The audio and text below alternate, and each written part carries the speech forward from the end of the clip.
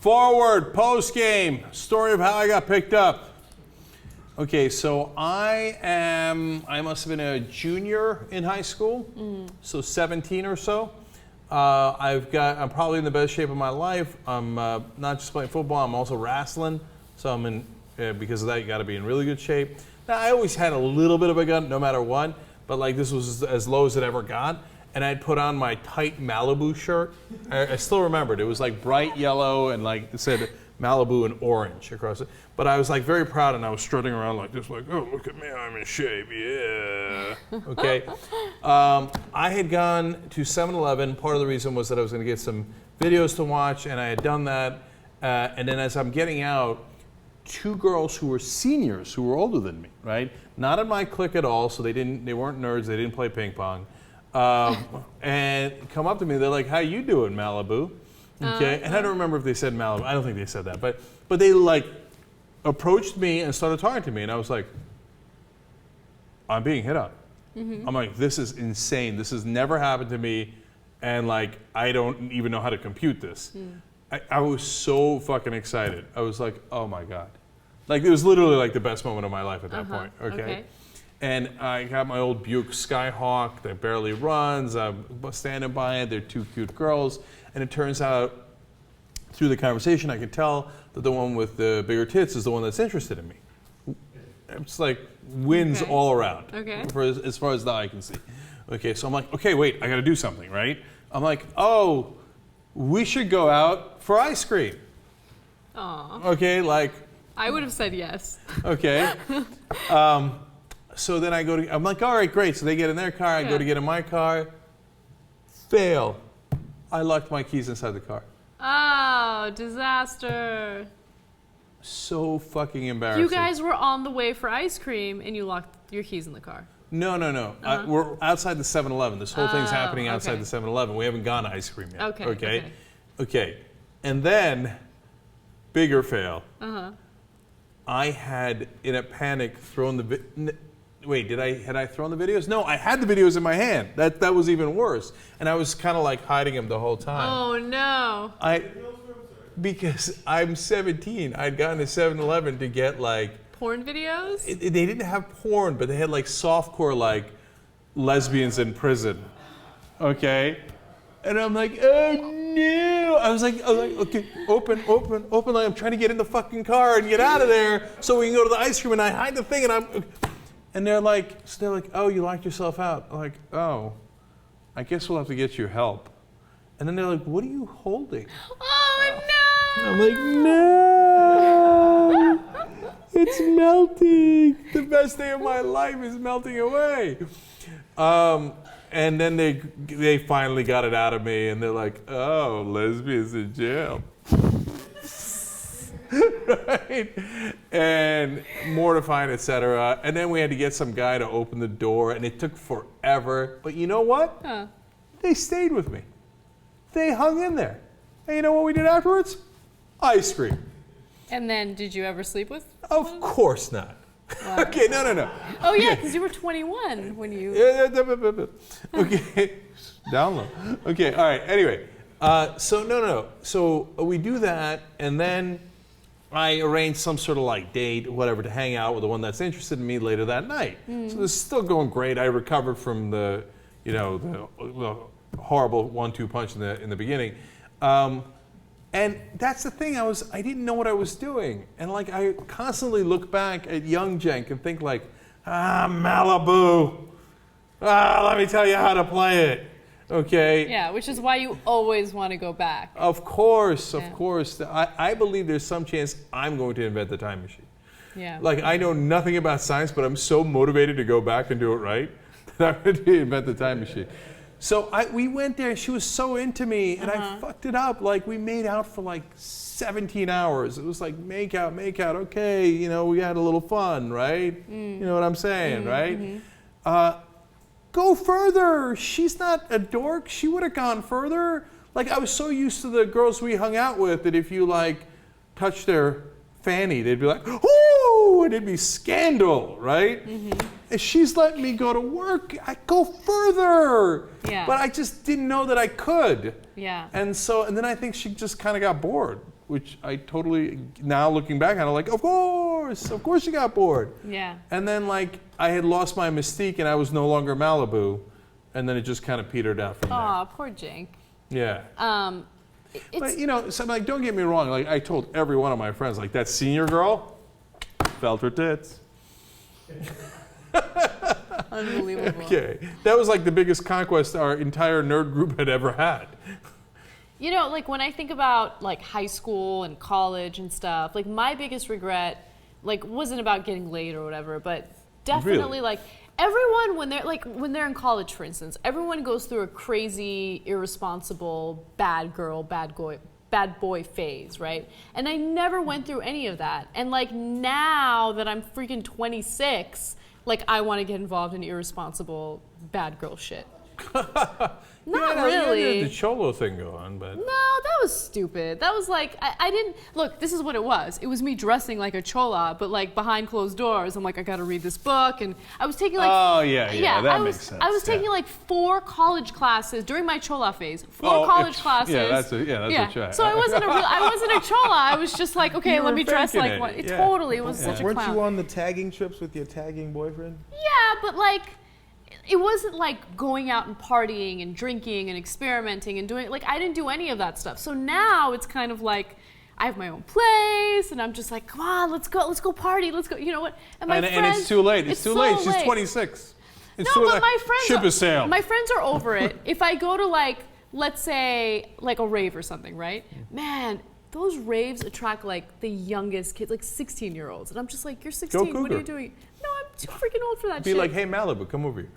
10 years older than those No, people. no, not 16. You're telling me you're not going to be able to find a hot 23-year-old there? I mean, maybe, but whatever. I've always been like serious relationships, serious about my career, my education, blah, blah, blah. Like, I just want to do something really irresponsible and dangerous. Okay, so tell me this. Yeah. But look, when I was a kid, though, we did a little bit of that. I mean, sometimes instead of playing straight up ping pong, we'd play round robin ping pong and we'd run around the table. Wild. So did you ever feel like when you got old, well, you had some crazy stories. That's the thing that I worry about. No, I got old. See, but that's the thing. Like, I get one sec, Chad. You know, you're 26 now. My wildest time was between 27 and 30 when I was in Miami, and that's another time I picked a girl. That's the only other time a woman picked up on me, and by that time I'd learned my lessons. Yeah. And I did not make the same mistake. God, you and I are so similar when it comes to stuff like that. Well, not that specifically, but like, yeah, I feel like now that I'm in my late 20s, I want to do crazy shit. But like, it's scary because now there's like a tremendous amount of pressure for me to get married. Like, I've been with the same guy for so long, and everyone's like, are you guys gonna get married? Like, what's up? But then I feel like, but wait, I haven't sowed my wild oats yet. All right. So, by the way, I will finish the story of what happened to the second woman who picked me up after we hear from Jay. So that makes me wonder. You talk about the similarities with you and Cenk, which is a lot. So the same way he's like wants to go back in time, and then therefore wants to tell his son and tell his nephews, this is the way you do it.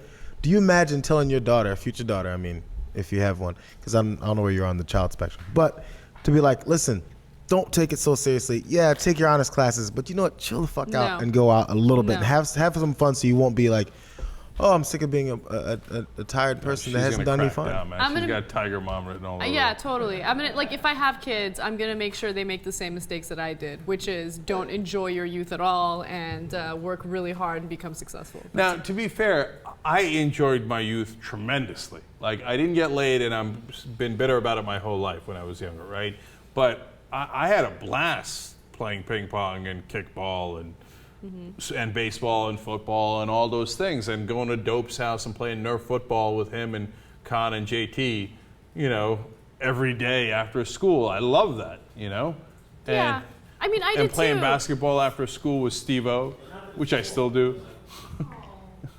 Yeah, I enjoyed like the wholesome part of my childhood and when I was a teenager and when I was in college. But you need to diversify a little bit, you know? You need to have a good balance, and I don't think I had a good balance. Yeah, but like the balance came later in my life when I figured out how to get laid and that alcohol was my friend. Okay, and not my enemy. Liquid courage. And I think what you also have to understand is it's not either I was buried in books or I was snorting cocaine every weekend and jumping from rooftops and shit. You know, it doesn't have to be crazy. Because in high school, I was a good kid too, but I hung with the people that were doing the wrong shit, and I had fun with them. I just wasn't getting fucked up every weekend. Yeah. You know, so you can still experience the fun of the but dangerous. That's part of why I'm bitter, because I didn't have that choice. Like, I was on the football team, I was a good player, I was starter, I was, honorable mention all county, not a big deal. Okay, but I wasn't in the clique. Like, I wasn't getting invited to the cool parties where they were smoking pot and having sex with each other, right? So that still burns me up. I'm keeping it totally real. All right, now let's get to the good story where I get a little bit of redemption. Okay? So the woman who came to hit on me, it was a weird thing. It was a laundry bar. What? I know, isn't that weird? Only in Miami, on South Beach. It was a bar where you could do your laundry, and other side's a bar. Okay? Oh my God. That's actually kind of a genius idea. I'm gonna open one of those. Like, keep it down. Anna's filling out the paperwork right after the. That's an amazing idea. Everyone would want to do laundry like on a Saturday night. And I did, and I was a mess. And it was between my house and my office, which is only 4 blocks. It was on Lincoln Road. It was like, God, it was Nirvana on South Beach. It was. Anyway. Wow, that is the best idea I've ever heard of in my entire life. She got more turned on by that than the cocaine or any of the stories or anything like that. She's like, I can make money doing that. I got to talk to my accountant. Okay. It's amazing. Okay. Anyway, so I'm a mess. I got bad hair. I brought in my laundry. I'm actually doing laundry, okay? And then I was going to go to the office and do more work. And some lady saunters up to me. She's like, how you doing, Tiger? Okay, I don't remember if she said Tiger, but she was drunk and she was older. She was a cougar, okay? Turns out she was married, but she showed interest. Okay, 2 cool parts of this story and then we'll end this, but this is really good, okay? So she flirts with me and I'm like, hey man, I'm in Miami, man. You're married, that's your issue, that's not my issue, right? So I'm like, okay, let's go out for drinks tomorrow night, right? She's like, okay, great, or Friday night or whatever, right? And we go out for drinks. We flirt. She's super weird. She brought like a bodyguard or whatever with her. So like already trippy, right? Yeah. And so after drinks, I'm like, all right, so let's go back to my place, right? And she's like, and I remember being on Lincoln Road. We'd already left the bar. She's like, what kind of a woman do you think I am? Yeah, that's outrageous. How dare you, or something like that. And I was like, well, I always thought you were the kind of woman who tried to pick me up at a laundry bar. If you don't want to go back to my place, that's cool. We're done. So this is the last time I'll see you. Goodbye. Okay. Oh, that turned her on so much. Totally. Yeah. Okay. See, young Cenk, young Padwa warrior or whatever that is. That's how you play it. The next day, call. I'm so sorry. Oh, you want to meet for drinks again? And I said, now you know what that means, right? And she's like, I do. Wow. God. So when I talk about, how with Obama and politics, you break the back, you drink the spinal fluid, okay? It's not like I haven't played poker before. So did you break her back? Okay.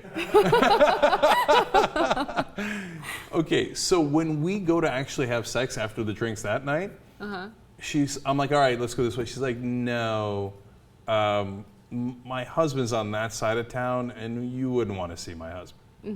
And I was like, what the fuck? And she had the bodyguard and everything. And I think her husband might have been connected. And I was like, oh, that's kind of dangerous. I'm like, oh. She's like, you want to go to my hotel room? I'm like, yeah. And a hotel room overlooking Ocean Road, up against the window where she's looking out, pressed up against the window. That's how you do. Making up for time lost when I was young. Was it a one-time thing, or? Yeah. I mean, it was good. It was real good, right? But I was like, yeah, I mean, no need to get killed by the mob. I already fucked. Wait. So did she try contacting you again after that? Like, was she? I don't remember. That's interesting. Probably, but. Wow. Yeah. Okay. So, but in Miami, I was swimming in it. So I was like, okay, next. Who's up? Wow. So you had your chance. I did, 27 to 30. Think about it. That's 3 years. And it's not bad. That's great. Good for you. I went out with a go-go dancer, a Venezuelan go-go dancer after that, okay? How great was my life in Miami, okay? Then I became Mr. Jamaica. You want me to get started on that again? No, I don't, actually. All right, so we'll end it right there. See you tomorrow.